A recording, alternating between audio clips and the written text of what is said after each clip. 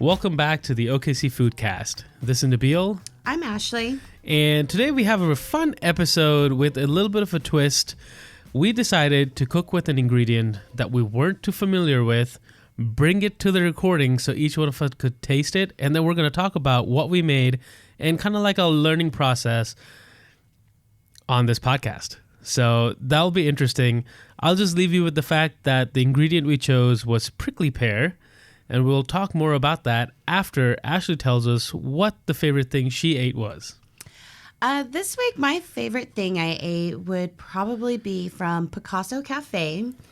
I feel like they're consistently good, and I went out with a couple of friends of mine, and I had the chef special, which was miso glazed cod on top of some shrimp fried rice and served with seasonal vegetables, which ended up being zucchini and squash.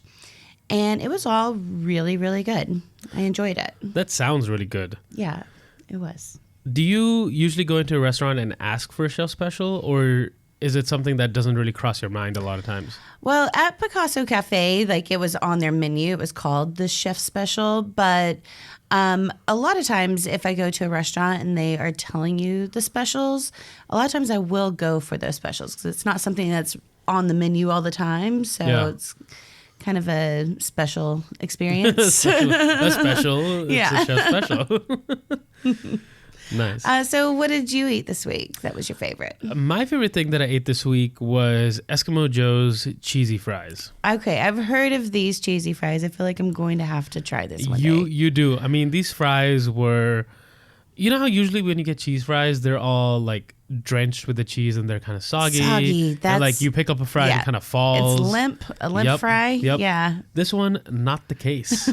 Like you can pick up a fly. Crispy fry? Pick up a fly. Don't pick up a fly and eat it. That does not sound good. You can pick up a fry and it holds its shape and the cheese is just like melted and draped all over it. Oh. It is so good. So it's not like a liquidy cheese. It's like shredded cheese. Yeah, I don't know if they shred it fresh. I'm assuming they do because of just the quality of the cheese. Mm-hmm. Because the cheese itself just tastes so good. And I think the cheese, it doesn't say on the menu what it is. I think it's Monterey Jack and maybe cheddar. Okay. Because it was white and yellow. Is it just cheese on fries or is there any other toppings? That's what I got. Uh-huh. They also have like a sweet pepper bacon. And ooh, yeah, that sounds good. People swear by that, but I just like my cheese fries. Cheese fries. Keep it simple. Keep it simple. Cool. Well, sounds very delicious. It's really good, and the food at Eskimo Joe's is it's solid food. Right. Now I've never. I don't think I've ever been to Stillwater. Really? Yeah. I've been a couple of times. Every time I go, I think I always end up eating at Eskimo Joe's just because it's Eskimo Joe's. Right. I mean, if I ever went, that's where I would go. Like, of course. Yeah. But I've never been to Stillwater. And Eskimo Joe's has such a fascinating story. Yeah. What is it? I mean, it started off as a bar, and then the drinking age changed in Stillwater, where initially it was 18. Okay. So then the drinking age went up to a long time ago. Yeah, this was a while ago. The drinking age went up to 21. So now they had to kind of supplement their income because the college kids, I mean, not everyone is over 21. Right, and that's their main base is college kids. Right. So then they started adding food. And so that's how Eskimo Joe's was kind of born. And I mean, their apparel game is a whole different. Oh, I've seen it. I've seen and heard so much about Eskimo Joe's, just have never been. Yeah. Yeah. You should definitely try it. All right, cool. So back on to our prickly pear cactus. Yeah. Funny story about prickly pears. Uh-huh. I went to the grocery store to buy said pear of the prickly kind. Of the prickly kind. And I go up there and ask the person, I'm like, hey, do you have prickly pear? Because I looked around and I didn't see it. Right. And he's like, yeah, maybe we do. And if it is, it's right here. So we went to that little section. And he's like, sorry, we don't have prickly pear. We only have cactus pear.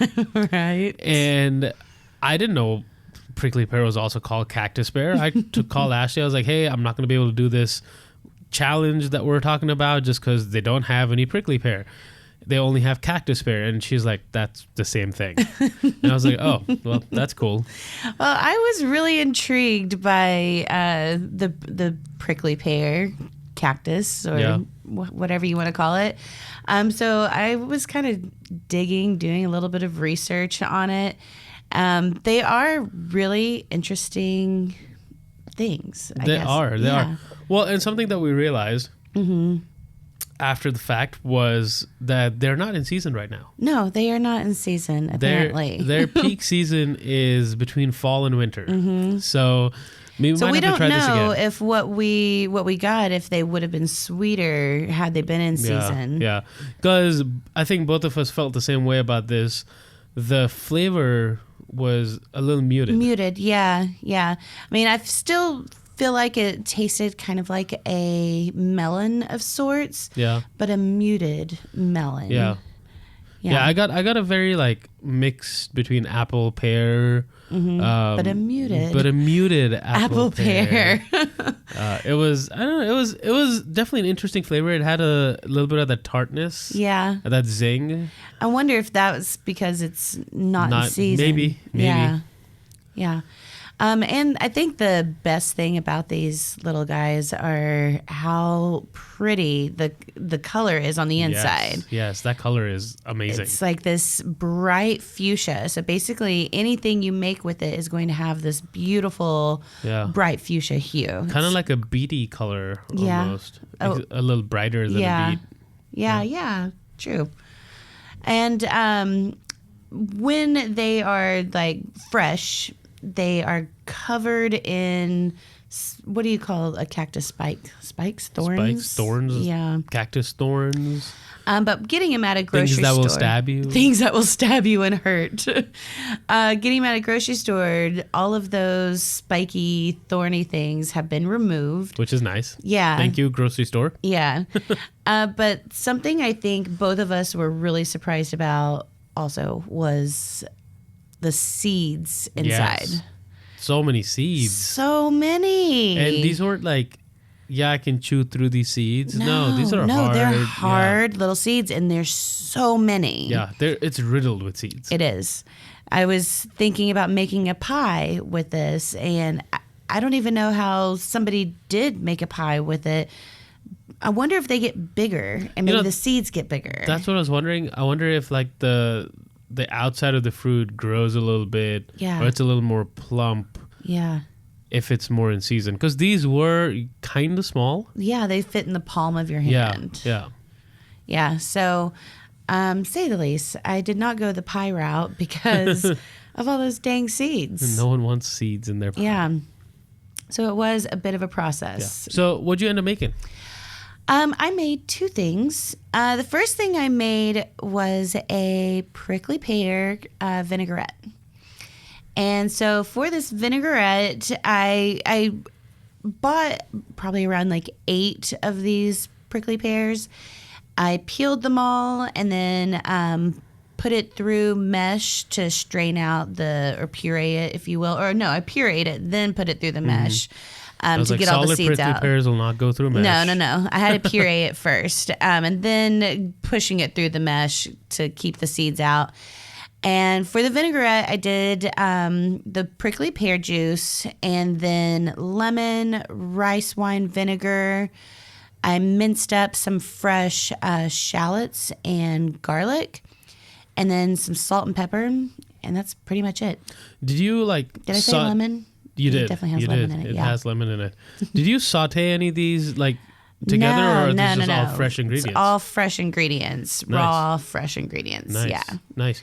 Yeah, and I got a little taste of this vinaigrette right now, and it was pretty dang good. Thank so you. I can imagine how it'd be on the salad. Yeah. So at my family get together, we used it yesterday on a salad. It was a big hit. Yeah, it kind of reminds me of a less sweet strawberry vinaigrette. Yeah, very much so. Yeah. Very much so. So the second thing I made, since I still had some of the prickly pear puree left, I made a prickly pear margarita. Delicious. Yeah. So I made a simple syrup with the prickly pear juice with boiled it with some sugar, and then in a glass used probably like 2 ounces of that, 2 ounces of tequila, of course, and 2 ounces of Grand Marnier. And then I squeezed some fresh lime juice and shook that over ice, and then topped it off with some ginger beer. Ashley, the bartender. Well, I had really a fun ingredient to use. And that ginger just like give that freshness and that lightness, which is ginger's job. Right? It is. It is ginger's job. So people using prickly pear in margaritas is something that I guess is a thing. It is a thing. Yeah. Barrios, they have amazing cocktails, and they actually have a cactus fruit slushie. It's so pretty. It's like this bright fuchsia slushie. And then they put, I think it's like sour gummy worms on top, or a sour gummy worm. Nice.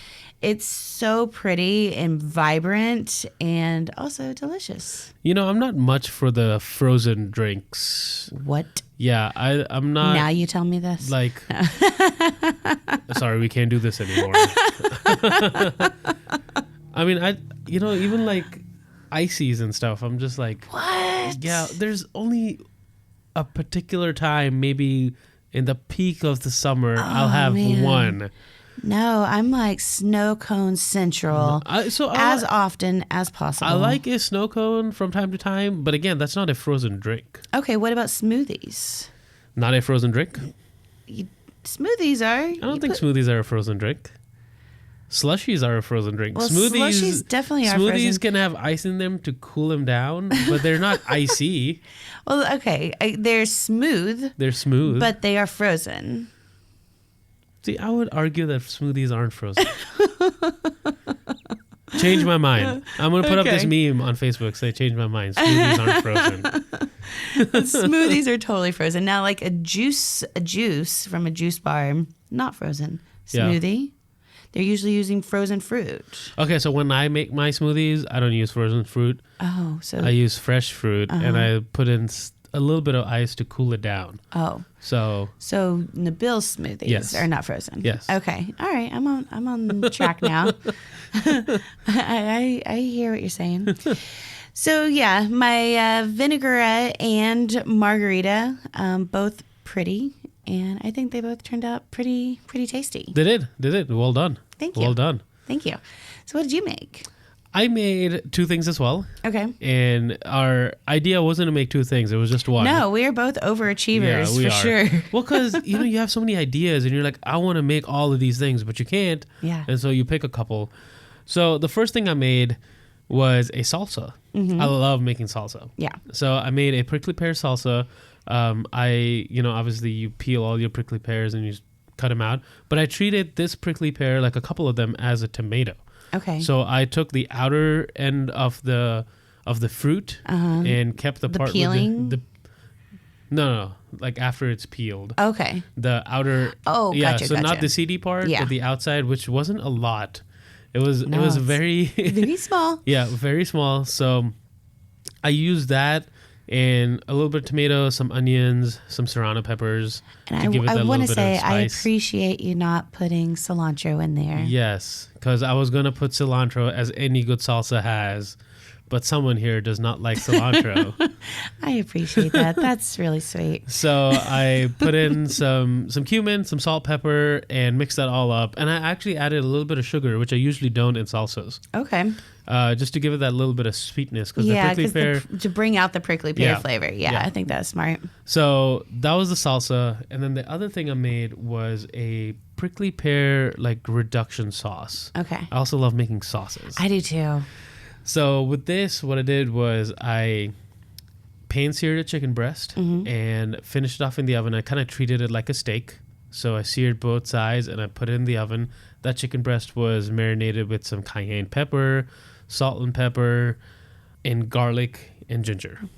So a pretty clean, not too many flavors intermingling with each other.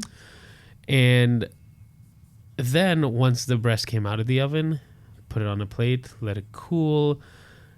All those burnt brown bits at the bottom of the pan, deglazed that pan with some chicken stock, threw in the rest of the prickly pears I had pureed into a juice and strained and took out all the seeds. Put that in there, let it reduce, and squeeze in a little bit of lemon, some butter to, for deliciousness. Yeah. And then put that on top of the chicken breast. Better. Butter makes everything better. Yeah. And then put that on top of the chicken breast, and that was that. Yeah, and topped with some chives. Topped with some green onions. Green onions. Okay. It was really good. I'm glad you liked it. Yeah. I think next time, if I really want to highlight the prickly pear, I probably wouldn't muddle it with that many, like those leftover flavors of the chicken. Right. Just because the prickly pear the flavor... chicken was delicious. Thank you. But you don't really taste the prickly I think that's pear. my new favorite way of cooking chicken. Yeah. It was really good. Is finishing it in the oven. Because it kept it chicken breasts are hard to cook because they're so thick. Right. And by the time you're done cooking them in a pan, they get dry. Yeah. I usually opt for the chicken tender strips. Yeah. Whenever I'm cooking And chicken. a lot of times I'll slice the breast in half. Right. So it's a little thinner and faster to cook. But yeah, I'd probably want to make a sauce by itself so that flavor stays intact. Yeah. Just because it's such a delicate flavor. At least when they're not in season. I don't know how it is when if they have are in season. a more stronger flavor. Yeah, just a little more pronounced. I don't expect them to be a in-your-face flavor. No. But a little more pronounced. A little bit more would be nice. Yeah. Yeah. 'Cause you have to be really careful if you want to highlight that flavor as is. It can be overpowered really fast. Yeah, I think that vinaigrette or the salsa would be the way to go. Yeah, because I think both of those keeps it fresh, whereas the simple syrup, adding the ginger beer on it, you taste the sweetness, but not necessarily the prickly pear. The prickly pearness. Yeah. No, I think we did a good job with our prickly pear challenge. Of course we did. Duh. No, I think we should do this again. It's a fun thing. We just have to make sure whatever ingredient we pick, one, be in season. Two, be something that we can find. Because I literally went to 3 grocery stores to find it at Whole Foods. Yeah. So I was on my way to Whole Foods and I called a few other places around town. I was like, hey, do you have prickly pear? Do you have prickly pear? Right.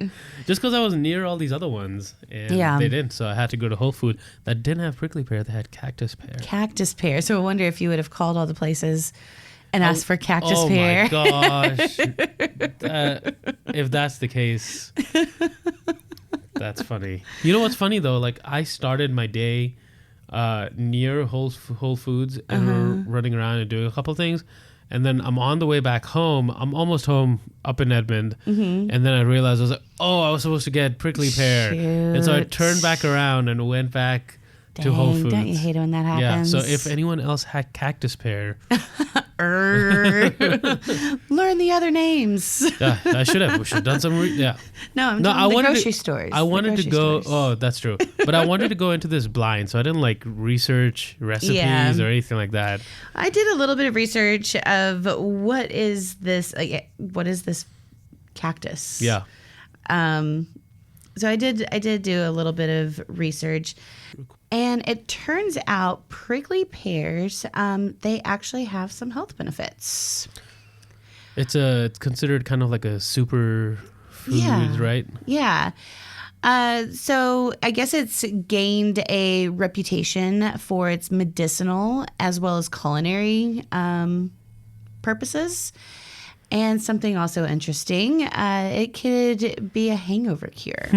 I wonder why you need to know that. After this prickly pear margarita, I'm going to eat some prickly pear to get rid of the hangover. Maybe it works together, so then you're never experiencing it. Maybe. Yeah, I don't know. But it also can be used to help lower blood sugar and cholesterol and even to lose weight. So yeah, that's what initial research has revealed. Right. So as with any good food research, this is going to change 20 times. Right. But I can get behind anything that's going to A, cure a hangover, B, help with blood sugar issues and cholesterol, and most of all, help you lose weight. Like I'm Yeah. drinking this margarita, losing weight as we speak. And not getting a hangover. And not getting a hangover. This is a superfruit. Yeah, but prickly pears are really high in fiber content and antioxidants and the essential fatty acids and minerals. So, I mean, it's not a bad thing. No, it sounds like a really great thing. Yeah. Yeah, I like this thing.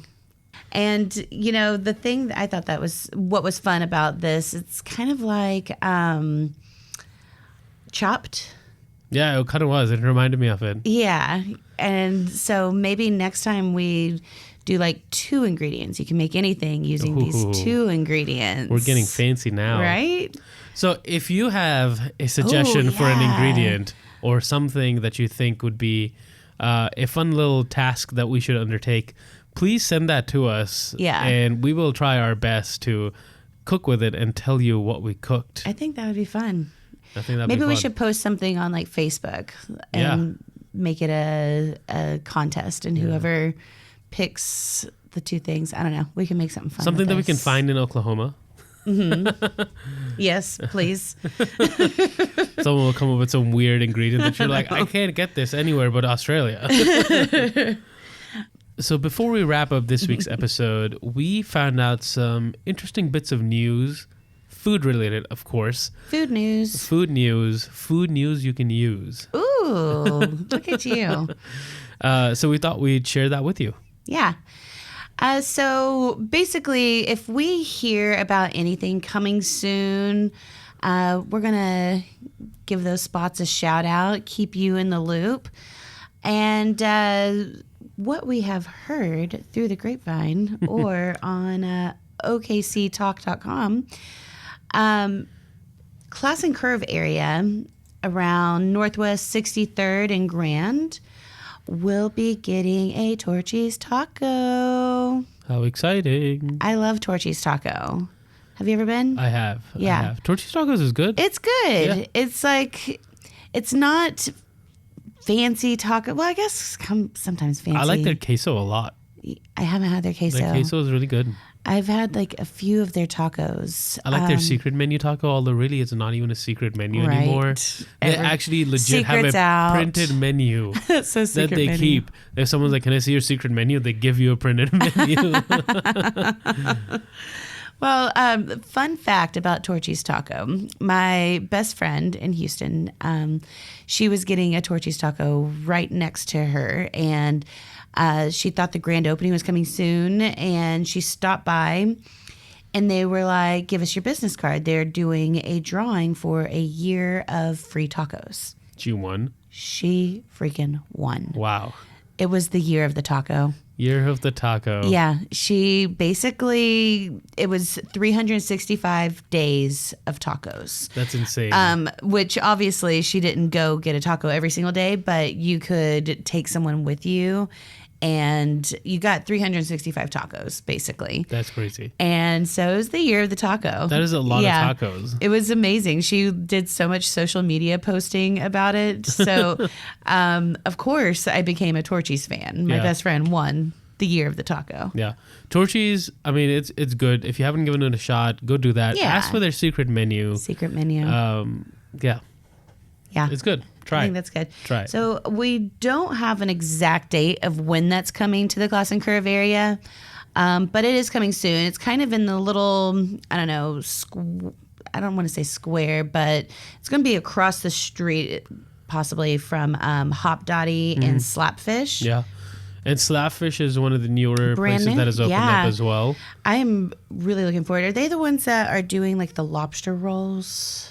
They are. They're known for their unique and over-the-top dishes like chowder fries, Klopster grilled cheese, Klopster? Klopster grilled Klopster? cheese, and lobster grinders.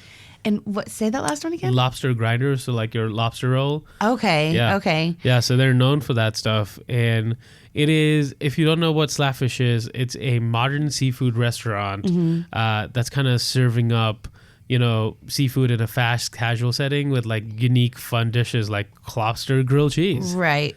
No, I cannot wait to try that out. I am a huge seafood fan. Yeah. and right next to it, Hop Dottie. Yeah. Have you tried out? Oh, go ahead. I was going to say, talking about seafood, Off the Hook. Yes, I have been dying to go. Right down the street from my office. You got to try that. I have been dying to go there. And I say that about a lot of places, but this place I actually did plan to go the same time that instead of going to Picasso Cafe, we were planning on going to Off the Hook. And they were closed that one day for like a staff training or something. I'm like, the one day I finally get over here. You know, they were recently featured on the Food Network because they won a competition. Ah, really? Yeah. What was the competition? Do you know? It was a competition on Food Network. It was called Family Food Showdown. Okay. This is where families face off against each other for like cooking their recipe, and then twists are thrown at them. Oh, and how cool. So they won? They Off won. The Hook? Yeah. The Off the Hook family won. Congrats. We'll have to see if we can get them on the show. Yeah. I think that'd be awesome. That would be so cool. We ought to talk about their experience and things. That'd be so cool. Yeah. So kind of bringing it back to Class and Curve. Torchy's Tacos right across from Slapfish, and right next to Slapfish, Hop Dottie's. Hop Dottie is really good. Yeah. Good burger bar. It is good It's a solid burger bar. Yeah. I think there's still like better burgers for Oklahoma. Right. First time I tried it was in Austin. Yeah, the first time I tried it was in Texas, but it was in Dallas. Okay. Yeah. I think if I'm not mistaken, they originated in Austin. I think so. I think you're right. I will say that their Nutella pretzel shake was really good. Ooh, that sounds good. A nice little balance of sweet and salty. Yeah, nice. Yeah. So also in Class and Curve coming soon is Flower Child. Yes, and this is a vegan, vegetarian, gluten-free, fresh, like healthy food. I am so excited about that. I guess their tagline is healthy food for a happy world. And they have a ton of bowls, wraps, salads. Oh, this is going to be awesome. Yeah. I think it'll be a really good addition to the OKC family.